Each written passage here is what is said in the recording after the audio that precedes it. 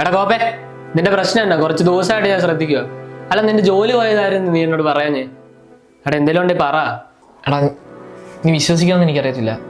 കുറച്ച് ദിവസമായിട്ട് ഞാൻ കണ്ണാടി കാണുന്നത് എന്നെയല്ല വേറൊരാളെ. എന്നാ മേരി പറയുന്നത്? നിന്റെ കിളി പോയോ?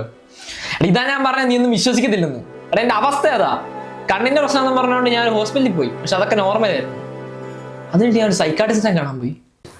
അനന്തന്റെ കാര്യം ഒരു റെയർ കേസാണ് ഡോക്ടർ, അതിനിടെ റിയൽ ഹെൽപ്പ്.